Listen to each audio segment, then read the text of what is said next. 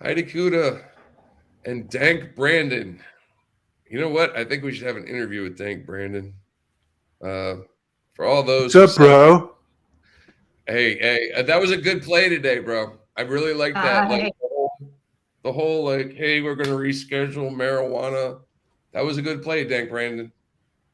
Oh, thanks, bro. You know, sometimes you know you're fighting Putin.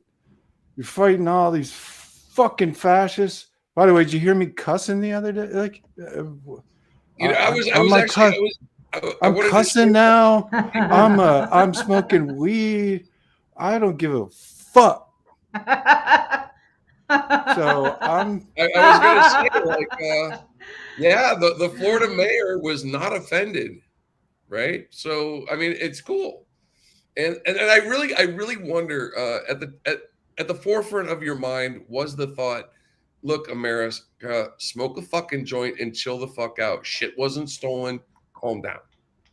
Was that there? You know, there's when given a choice between fentanyl and heroin and alcohol and the harmful drugs that are out there in America, who the fuck doesn't want to smoke a joint and chill out a little bit, right?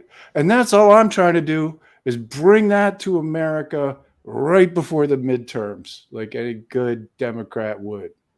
I would like to call it your October sup highs.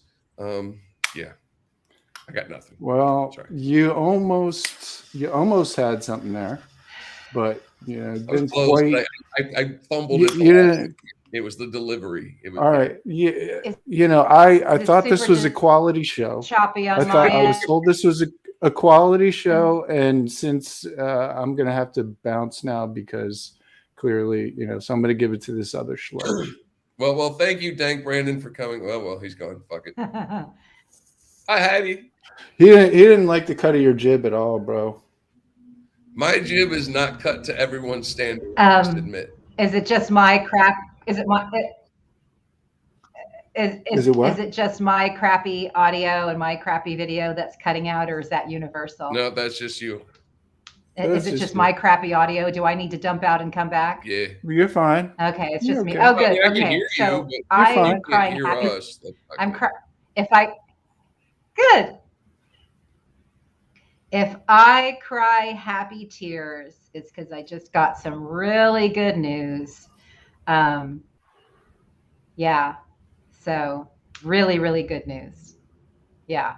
We need some good news. Let's make this the good news hour. I just got really good news. Let's do this. Let's talk about some good news. There's so much good news. You know who got good news? There is so much. 6,500 weed smokers. Let's hear who were in jail for fucking getting high. Fuck that. So, you know. Yeah. Right. Look, it's great politics, and it's the right goddamn thing to do, and it's about time. Thank you. The war on drugs was always racist. I mean, I'm sorry it was. But now it's more about safety because, well, at least in America, you can control the marijuana supply chain, whereas you can't do that with a lot of other drugs. So it's funny to watch them both embrace Elon Musk for his raw Putin standing, and also use him as a boogeyman about weed.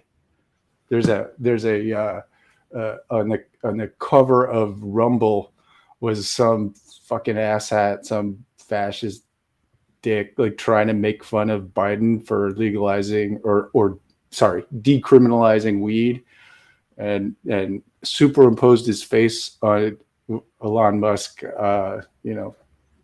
smoking weed and Joe Rogan's thing.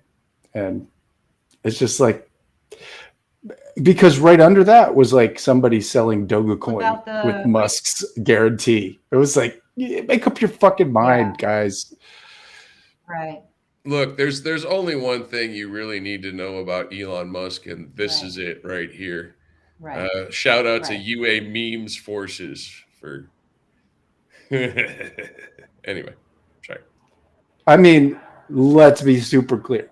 Can we be clear for a second?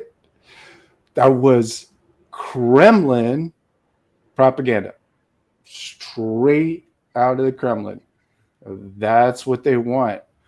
And the way I know that is because Mike Flynn gave that exact plan in March. Literally the same plan with all the little details and stuff. Maybe not the water thing, but everything else. Putin knows, and he knew early that he lost, that this was not going the way he wanted. And so his fallback position is to well, I had Crimea anyway, so let me just grab. You didn't want that anyway. Let me just grab that. And the Ukrainians are quite rightly like, no, bitch, no, get off our territory. Speaking of which, I didn't check. Are we actually streaming? It seems that. Yes, as far as I can tell. I don't know. There's 25 people watching, very similar people to us on YouTube. Oh yeah. I will just want to. I want to say something, guys. Got my nails. I'm just finishing the other hand right now. Excellent. Right on. So it seems to me that everything that we've been reporting on, everything that we have been reporting on is becoming glaringly obvious to anyone paying attention. What seemed probably a little bit opaque and vague to people, it's like so obvious now. We know what side the people that we've been reporting on are on now. It's glaringly obvious. Those who have snow on their boots are very obvious at this point. Very obvious. And we've got a president who's got a lot on his shoulders, but he does seem to be ticking everything off his to-do list. I think that could bode very well for democracy. And don't you have a breaking story, Hi-Fi? Isn't there a white supremacist who struck a deal? Oh yeah, you want to talk about some clenching? Oh, buddy, this is a good one. Let's hear. This is a good one. This is Proud Boy Jeremy Bertino. Wow. Enrique Tarrio's homie. His left hand, his lieutenant. Wow. Yeah. I mean, pleading he would probably guilty. Have some. He would have some trade, right? Well, let's be clear. He has a very comprehensive plea deal that says he's giving up all of them, everything, all the things, all the equipment, all the things. And this fucking dude was, literally in the top, few people, and pled fucking guilty. So yes, the clenching. I said earlier that I think that Mike Flynn is creating new categories of subatomic particles in his butt crack. So, what do you think? What do you think about this one? Sorry, that was a dorky joke. That was yeah. What do you think about this one? That's probably true. Yeah. Oh yeah. Uh-huh. You never know with these guys. You never know if they're lying or not. But it would be interesting if they found some communications that were recently turned over to the J6 committee. Right. Yeah. Also, like, why the fuck did the Secret Service have a 1-car accident with Kamala Harris and then lie about it? What the fuck? I mean, that's not a. I mean, it's not a conspiracy theory. Like, either you have a very, very, very incompetent Secret Service driver who got in a 1-car accident, one car, at best, right? And then in the middle is not good, and really bad is really bad. So we need to figure out what the fuck is going on with the people who are supposed to be protecting the only people between us and a globe of theocratic fascism. I want to talk more about good news. I got more good news. Ready? No. Yeah, No. Here's some good news. This motherfucker is toast. Oops, sorry. Did I swear? I didn't mean to swear.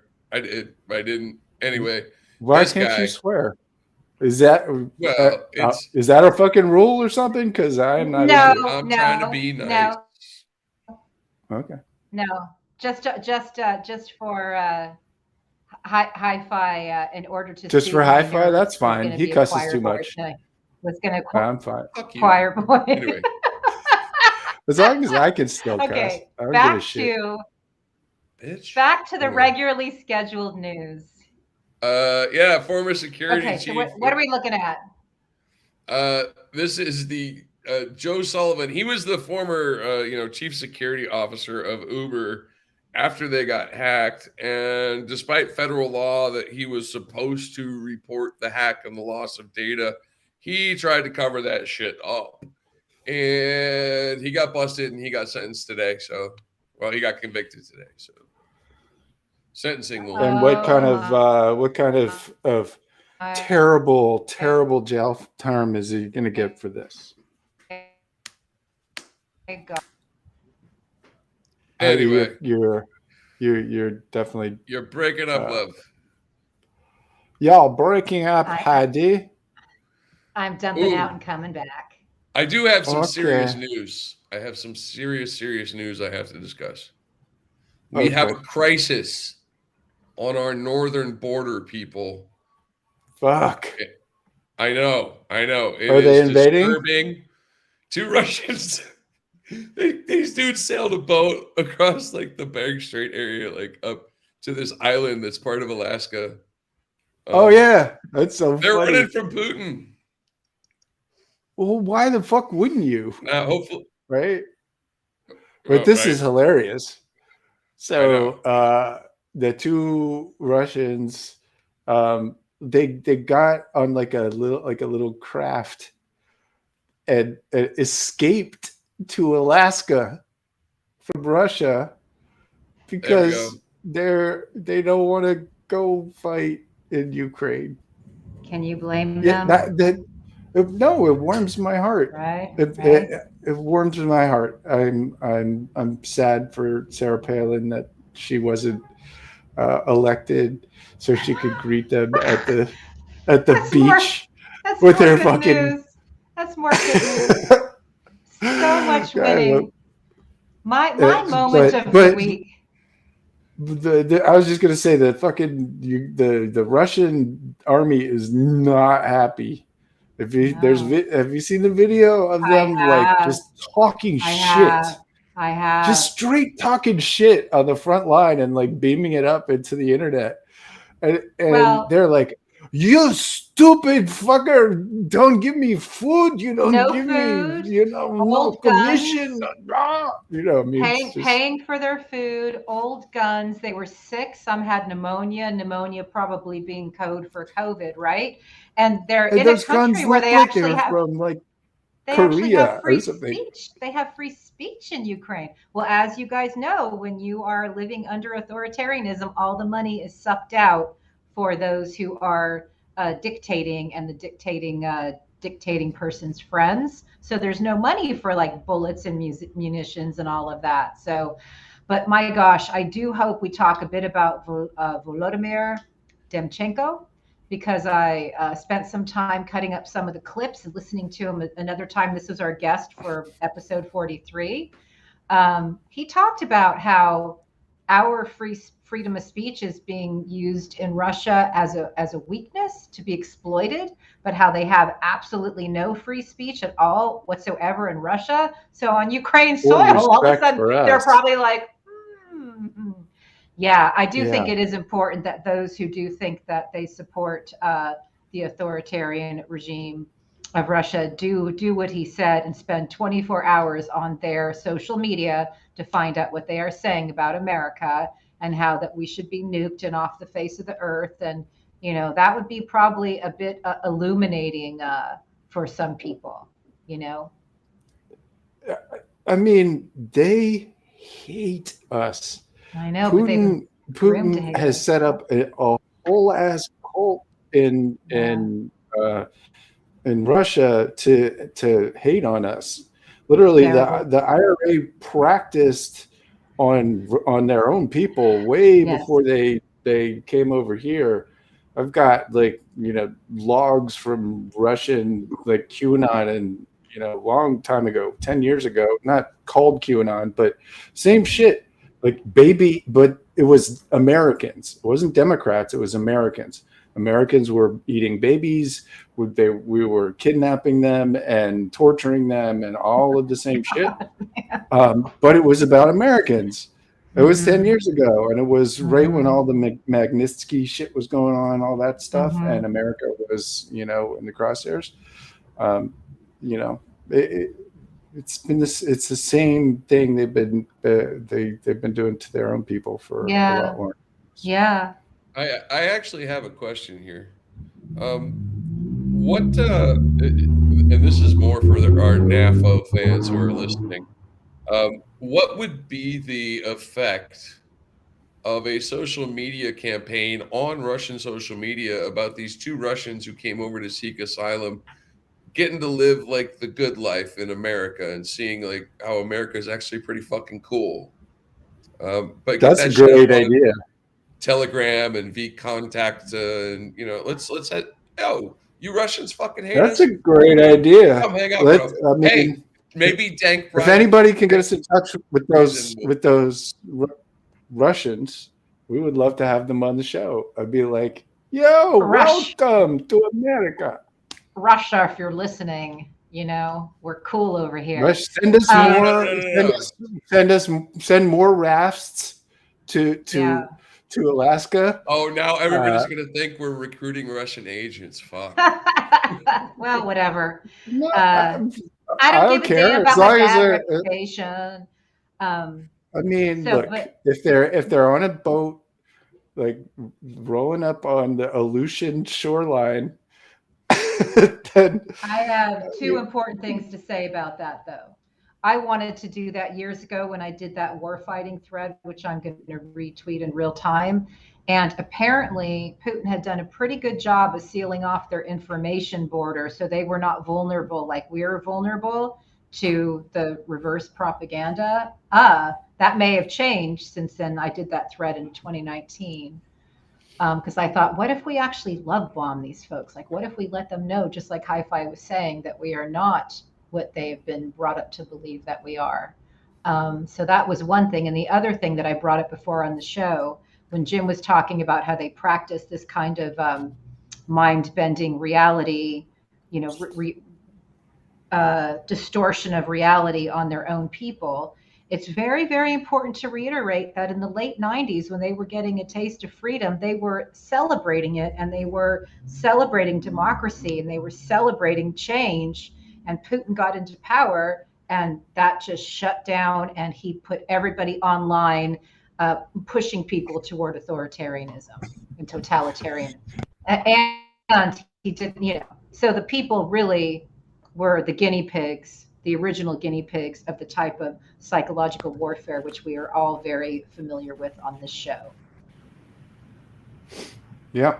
I mean, the FSB is just as happy to work internally as it is externally, which is different and supposedly yes. from the United States, where we don't mix those two things up. But the police state is the police state in Russia. It doesn't matter.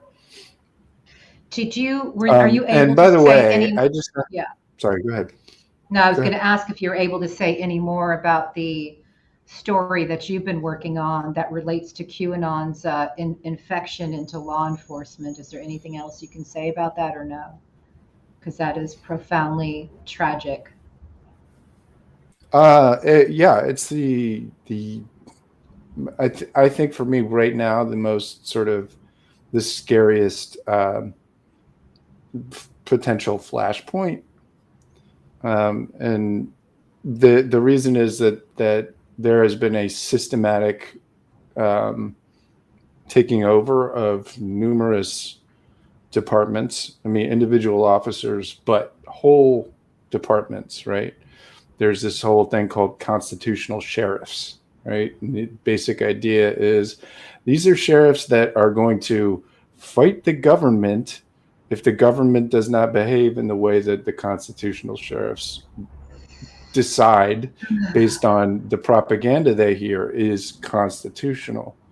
So it's really an extrajudicial sort of move, military made up of law enforcement, and it's where the remaining normal cops, if there are any, are dwindling and terrified.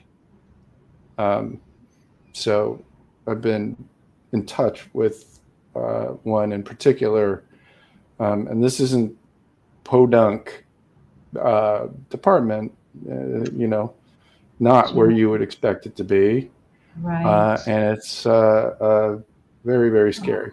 So, this person's terrified, is in a whole force made up of QAnon cult members who, share QAnon videos in the office, in the fucking patrol car.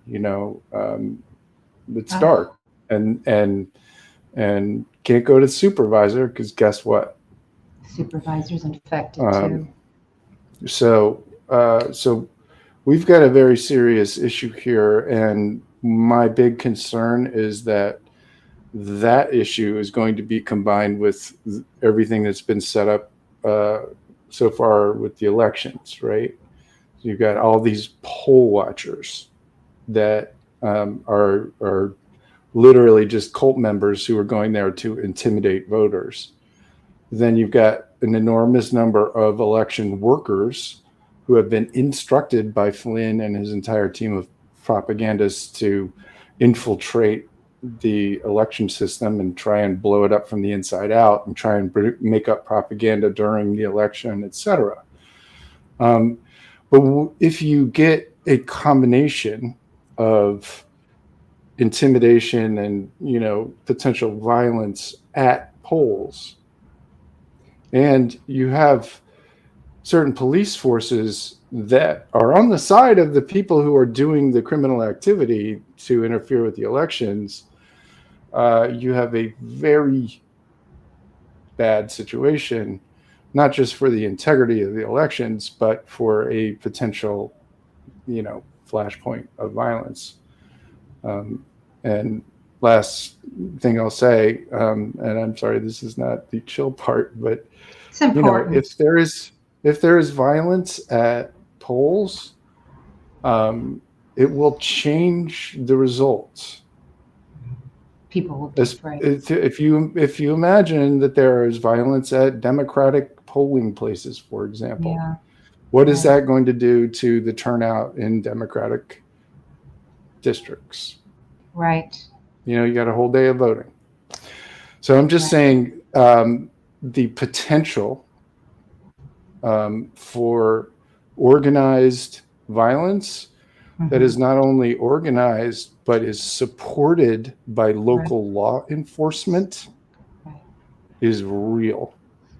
And so, if there's something to seriously be concerned about, is that.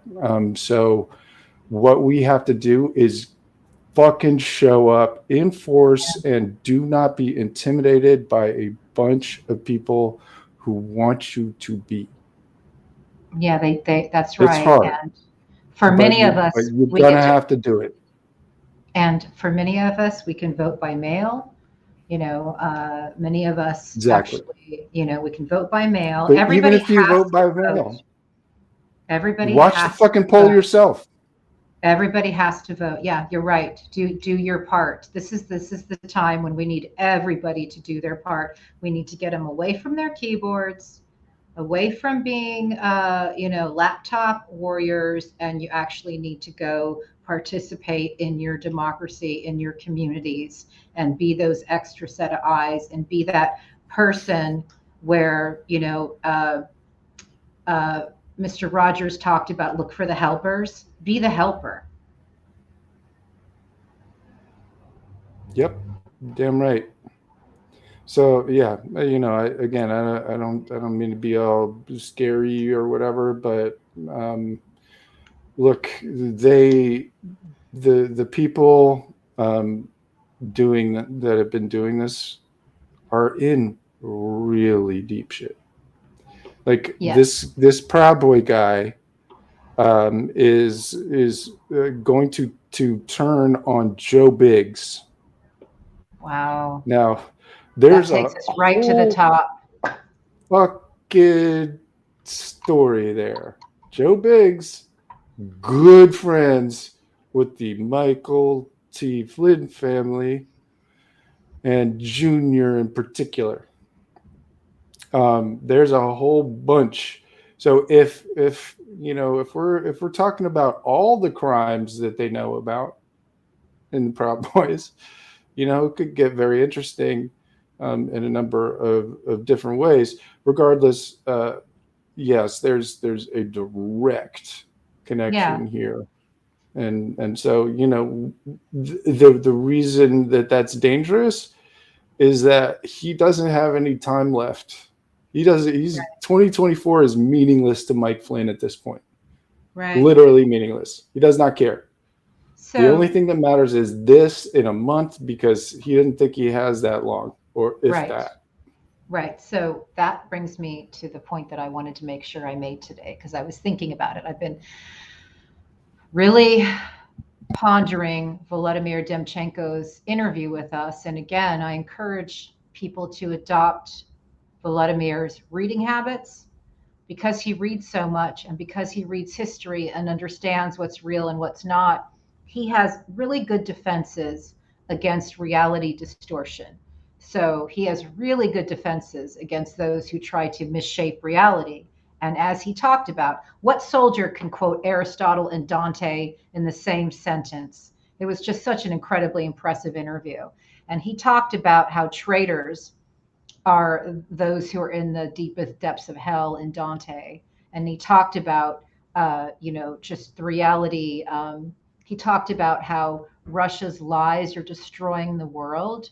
And I think it's very important that we don't underestimate, and I've said it before, we've underestimated disinformation and compartmentalize that as one aspect of warfare, not combining it with the big picture. But what he really made me think about was, we know that we talked about this on the show, that Paul Manafort was pivotal in working with the Kremlin cutout leader and getting him, they took him out of his Undertaker suits, and Paul Manafort put him in some, really nice suits, and, taught him, gave him elocution lessons so he didn't sound like a thug. And essentially Manafort then, was able to reshape Ukraine's history. So let's talk about that for a second. If Ukraine and everything that happened there was the, precursor to what we're going to see here, and we know from all of Navalny's reporting that Putin is a glutton and cannot be, satiated. It's not like you get one country or a piece of one country and you're done. No, he wants it all. Then it seems to me the only logical conclusion is the escalation to our being at war, kinetic war, civil war, and that the little green men here might look like the people being radicalized by Mike Flynn. And if that's the case, then everything that you reported on would make absolute sense, that General Flynn would be his general to pull off the beginning of the kinetic war in America. So we have a roadmap on how it happened in Ukraine, and the same people are involved. So we should think about how to prevent it from happening here. And one way would have been to fight on behalf of Ukrainians 8 years ago. Boomer. Boomer moment. Sorry. I have so much to say, and I'm waiting for your boomer ass anyway. So make it good. Shut it, Jim. Let me go. I refuse to let my country be overthrown by a bunch of people who look like Boss Hogg and Sheriff Coltrane. No, that is not acceptable to me. And orchestrated by a guy who wore ostrich jackets. I mean, there's so many things. Jim? Dude, he's a common ass, like, street mafia thug, right? Fucking tracksuit, like, sorry, but like the whole thing, just straight up, like, knuckle dragging, knee breaking, fucking thug, and somehow managed to weasel his way, to being the most dangerous man on planet Earth. But he's still that same sociopathic thug who does not give a shit about anything else, right? And yes, high five. Clear, you're talking about Vladimir. I definitely was not about to get on a roll there. So go ahead. Go ahead. Okay. I was just sorry. You said two words that triggered something in me. The two words were your trigger is the most important thing in the world. Sociopathic thug. That's Vladimir Putin. Those two words instantly. Well, no, those two words instantly brought to mind Elon Musk. And Elon Musk apparently has had his thug so much as an incel. Like you know what I mean? Whatever he is. Let's get back to. So he's one of them. He's one of them. That's I don't fine. like them, and you know who they are. Jim did a great secret on that, secret Zoom call on that. But no, I think, Jim, to get back to my point, if we have a roadmap that what happened in Ukraine has been happening here, blow by blow, note for note, pretty much. And yet the spirit of the Ukrainian people is proving to be quite inspirational compared to the divisions we're seeing here.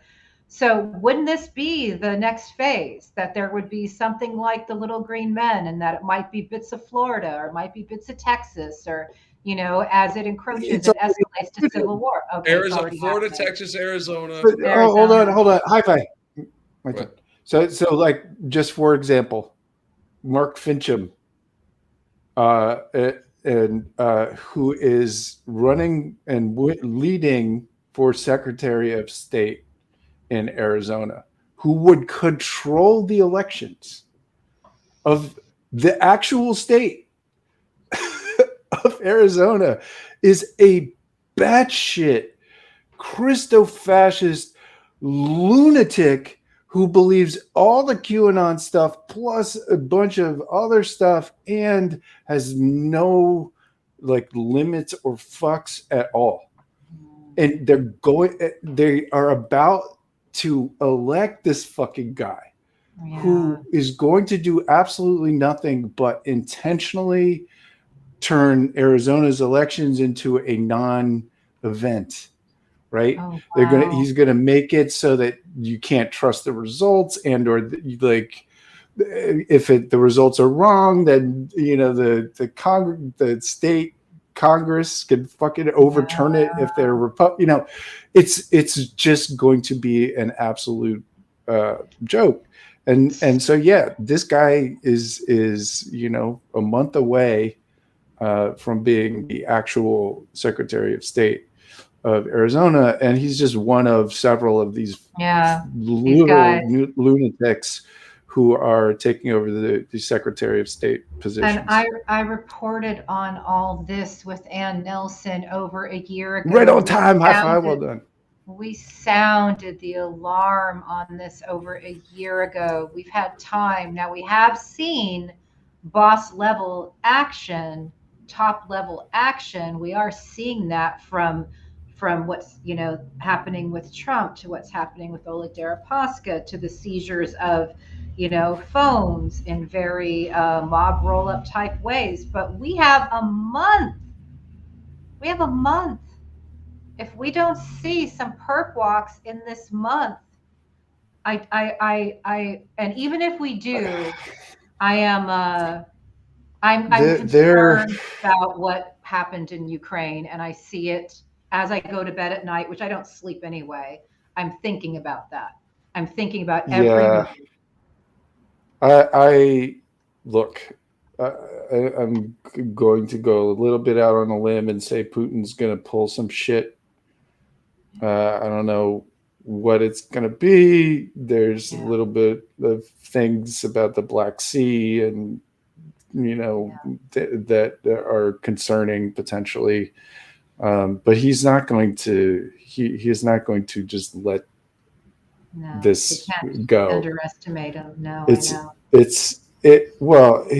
he's psychologically incapable of it, and he's got this guy Dugan behind him, who is just lost his daughter.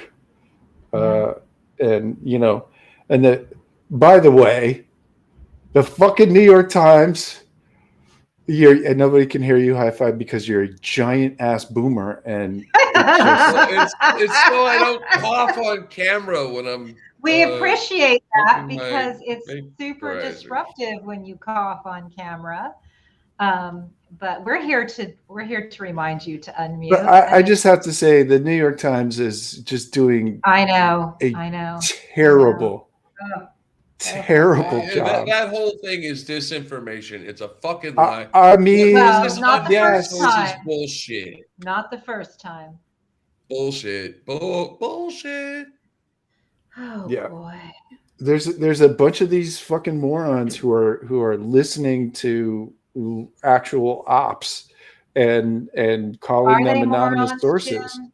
Are they morons, Jim? I think look, some of the people on this byline have written really good stories who do not seem like full time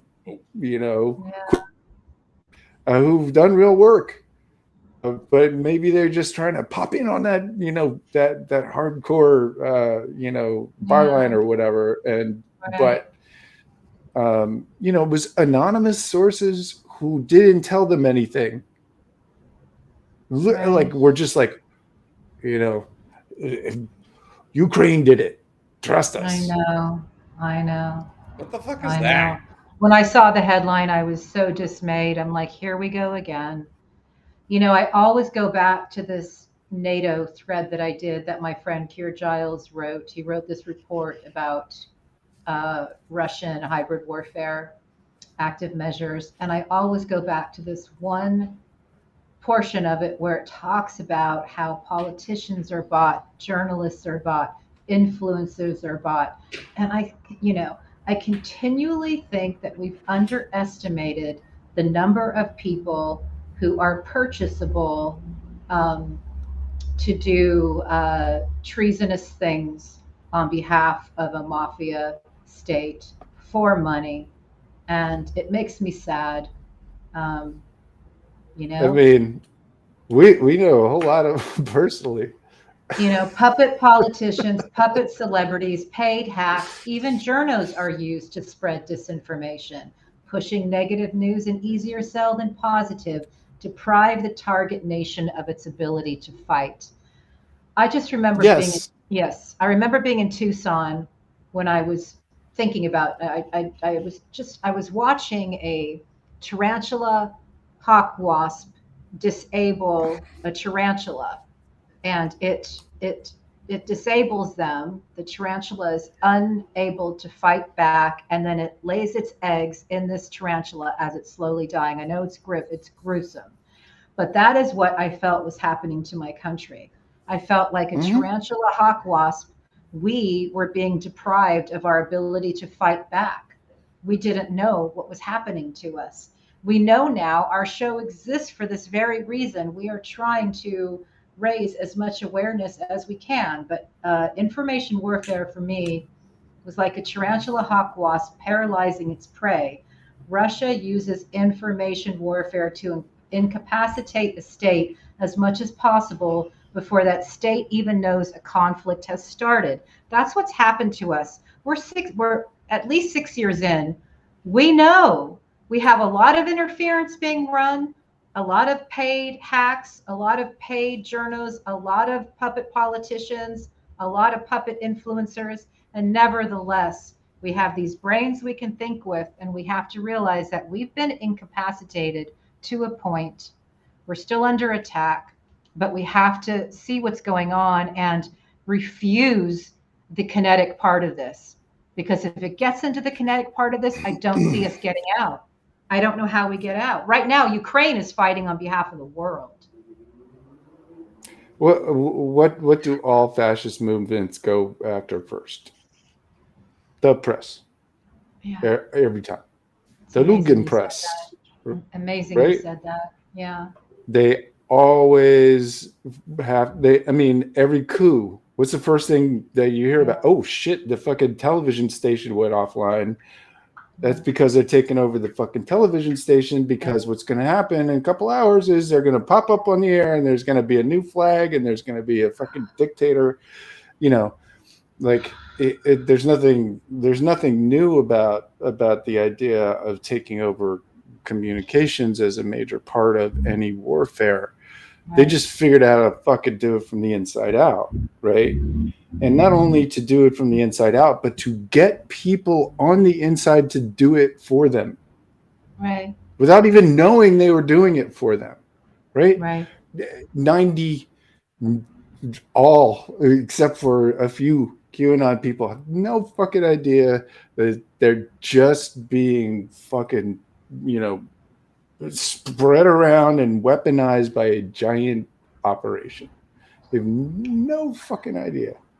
I will never, ever, ever forget at my very first resistance meeting in 2016 in November, when we didn't know what was going to happen and whether or not we were going to be able to publicly fight this or not. We didn't know. We were shell-shocked. I met a guy from Romania who told me it starts with the silencing of truth.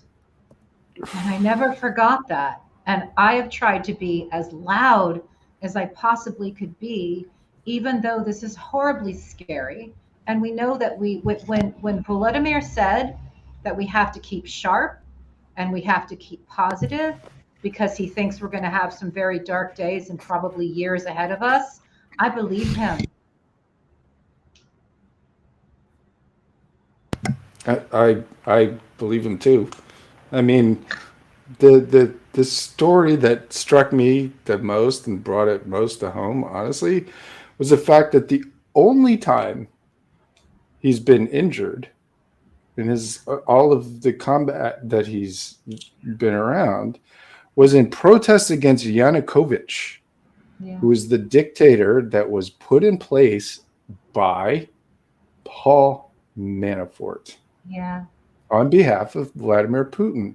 Yeah. He went in there and started grooming Yanukovych in 2003, running all kinds of psyops inside of Ukraine to create division, to build a wall, all the same fucking all shit. That, all that. So they it was all the same, exactly the same play. And who shows up in 2016 to run the Trump campaign? The same guy. Do you guys who put Yanukovych in place? Now Yanukovych was a dictator, and so our guest Vladimir was protesting and got a fucking flashbang grenade to his head that just happened to not explode. Because and thank God, because my God, he is a brilliant dude, and I'm glad Ukraine has him. I'm glad the world has him. Me too. But it struck me, and remember, the only reason the Yanukovych protests and Yanukovych himself was all a precursor to Putin invading Crimea. Yeah, I know. And why did Putin feel like he could invade Crimea? Because he had an ally. His buddy was running the DIA, who had already allowed Edward Snowden to get military secrets, and was now perfectly willing to allow Vladimir Putin to sidle into Crimea with little green men. And so it struck me that in between Snowden and Crimea, our guest got almost killed, fighting against the people that Paul Manafort put in place. Right. Baby, take a bow. All of them are there. Paul Manafort, Mike Flynn, Roger Stone. It's crazy. The torturers lobby. And again, New York knew about this, New York media. And we had people like Craig Unger reporting, Wayne Barrett reporting. But where were the news executives? Oh, yeah. Oh, right. They gave Trump $2 billion in free advertising so they could make $200 billion. Oh, yeah, that's right.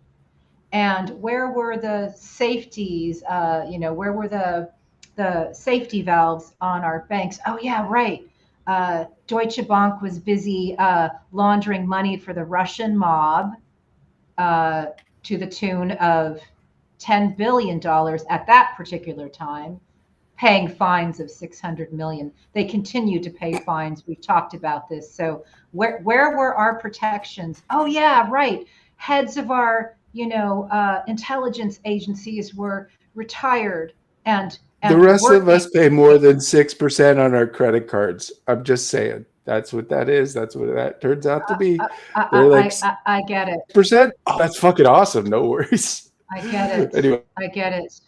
Can I just a shout out that these guys just have these it's like they're little fine.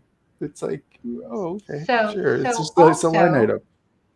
Where were the executives at our top of our news food chains? Oh, right. Les Moonves was busy saying, Trump may not be good for America, but he's damn good for CBS. Oh, that's right.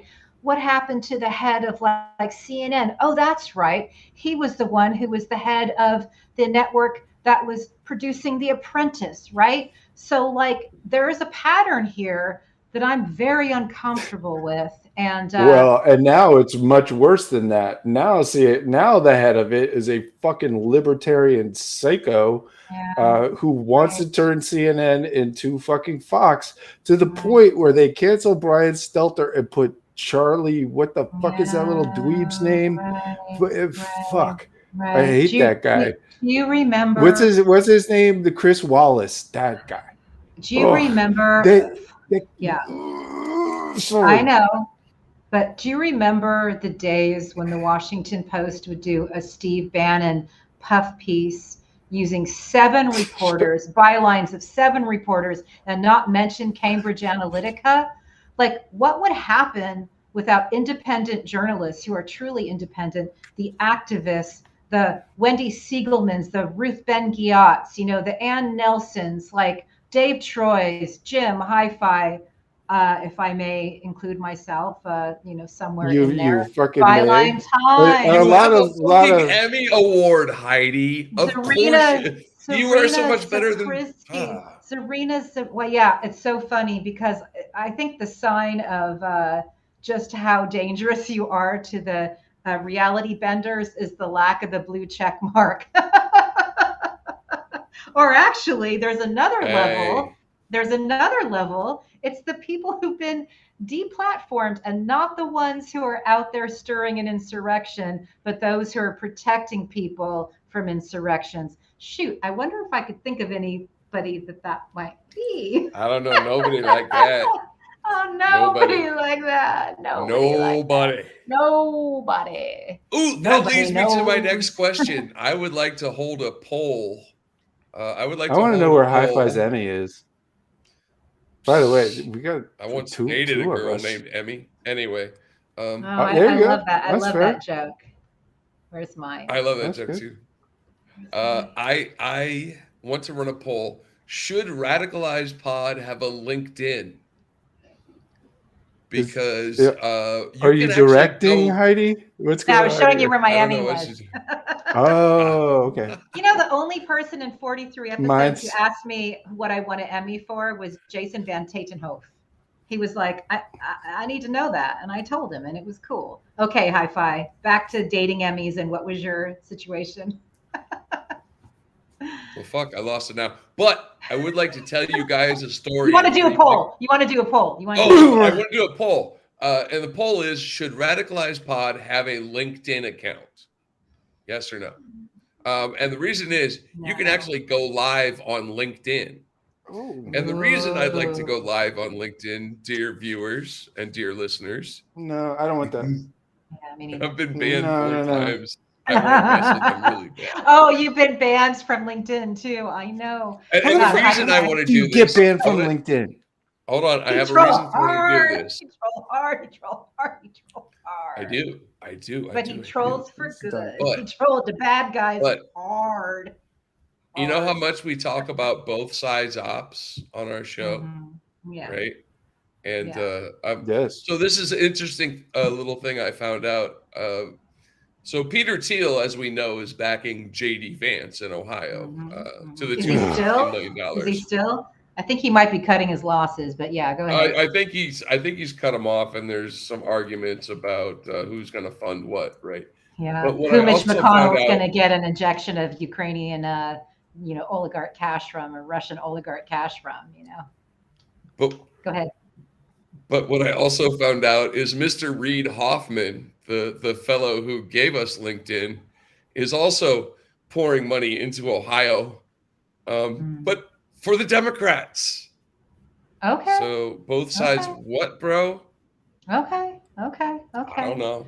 I don't know why, but for days I've been hearing this refrain in my head. You guys know that I moved to LA originally to write a book with Ice-T when the streets were still on fire in the uprising in '92.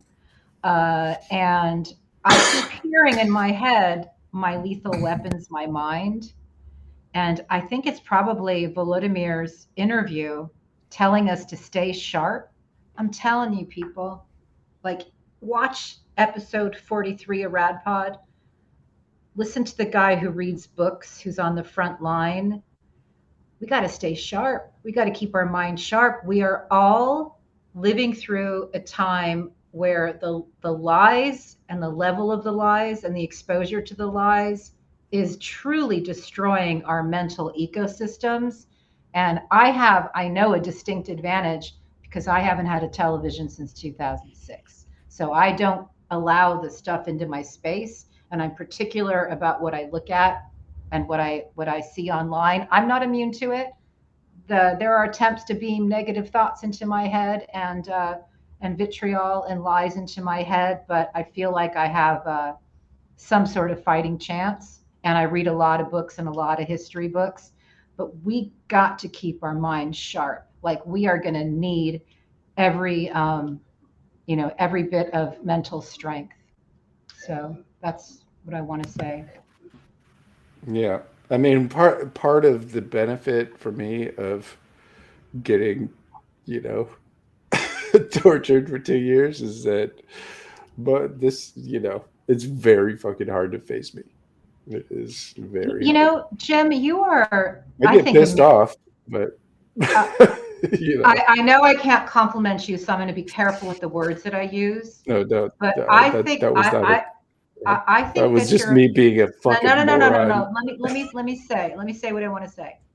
I think you're a miracle because you can not ingest the poison day after day, but you can somehow empirically look at it where I can't. I have post-traumatic news syndrome. I can't go into the channels and the worlds that you go into. I am fragile and I can't do that. I rely on you to do it. Somehow you have some sort of punk rock armor or something that somehow protects you against it. And I'm sure some days are harder than others, but I gotta hand it to you. You're able to go in there and extract what's important and bring us the news. And that is how people like you were able to say on Twitter before your account was artificially banned, do not show up for January 6th. You're the play, you're the game, do not show up. And that is why all those radicalized digital soldiers, quote unquote, had to beat up on cops because they didn't have any choice, because people like you told people like me to stay home.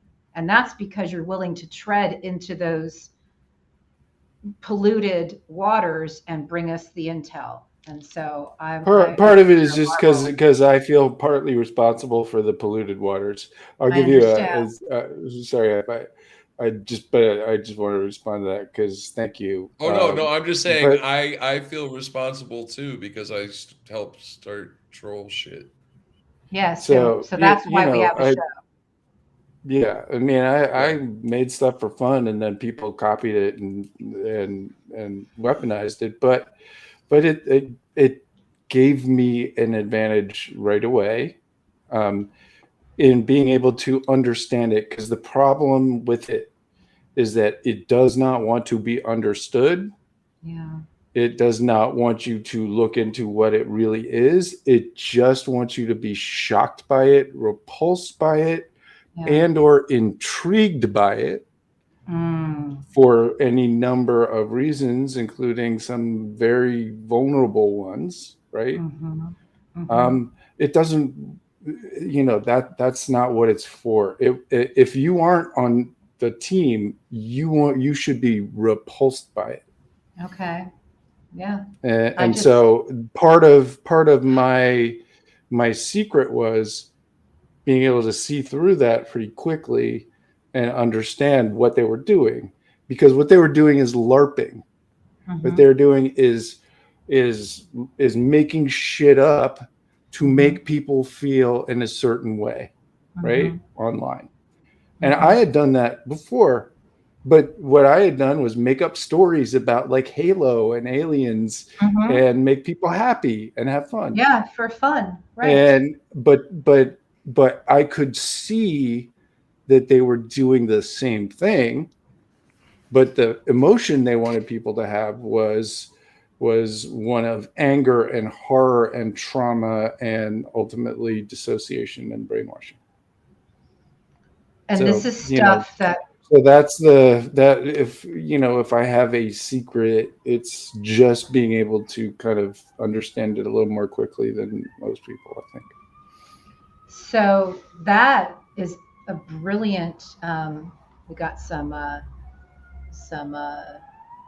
activity, drama in the background. I don't know if you can hear it, but what I want to tell you is that President Jackie Singh, who really is, somebody who helps me get through it when I'm under attack emotionally. And she says that never, ever reveal any emotional effect from anything they have said. Trying to harm you should be like hitting a stone. It bloodies them, but leaves you unmoved. I mean, she's such a warrior goddess, this one.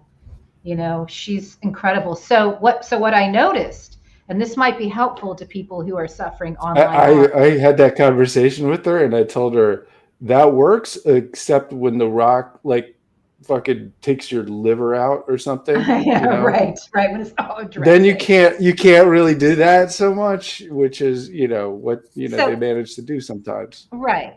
And so what I noticed was she's totally right.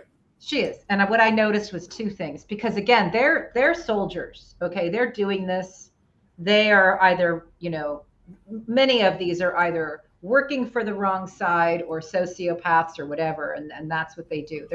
They don't have that. It's a different thing for them, I'm going to say.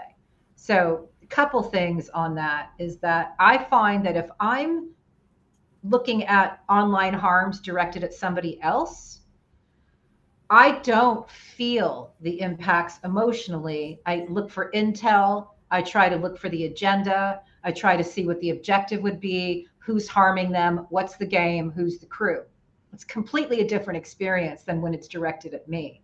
And the reason I think it is that I'm scared every day. I was born scared. I suffered transgenerational trauma from my parents growing up in World War II, Nazi Germany, who never got to work out their trauma. I still suffer all that, right? But I realized something as I was talking to Jackie. I'm stubborn. I'm stubborn. I may be scared, but I feel a need to suit up and show up every day because one less of us is unacceptable. So that's what I realized about myself. I'm in it with y'all. So here we are. I can attest. You are stubborn as fuck. Not always in the way I want, but that's okay. That's how it's supposed to be. Yeah. And you're almost always late, right. and I gotta get going. Oh, shut up, you big baby! You're just high. Hey, listen. No, actually, I have shit to do after this. Don't we all? I feel terrible for whatever the shit you have to do is because you don't look like you're ready. You're gonna leap. You're gonna leap right out of the chair and fucking start going. Okay, if I'm so incoherent. I didn't say you were incoherent. I just said you look high. Let me tell you a story in 3 picks. It is an acceptable time to be high as fuck because it's dank Brandon Jack. All right. Yes. No. I would like to tell you a story in 3 pictures. Here's one.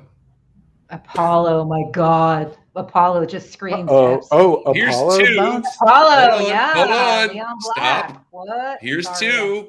And ready? Ready? Here's 3. I know. Oh, yeah. He got Epstein, that one. All right. Yeah. So. Mm-hmm. Am I good at what I do no matter what state I'm in? Yes. Yeah. Connect the dots, man. Connect the dots. That's why you're part of the team. Connect the dots. La, la, la, la. Connect the dots. Shout out to Pee-wee. I'm going to leave you guys with one thing. We're a month away from the most important election possibly in our lifetime, and we've had really important ones in the last few years. So when I talk about staying sharp, I'm also serious about staying active. If you're not involved in your community and community politics, what are you doing? Now's the time, not too late. Go out there and be part of what helps move this country in a good direction. If you're watching this show and you don't have snow on your boots, then you're on the right side of history, and go forth and do good. Don't be lazy. Is that what you're trying to say? I'm trying to encourage. But you're doing it in your Heidi way. I'm here to translate. I'm trying to encourage people. In case you didn't. Collectively, the world. Don't be fucking lazy. Vote and make everybody else vote. We need you. We need you. We need you in the streets. We need you knocking on doors. Words. We need you phone banking. Last words. Fucking dank Brandon, bro.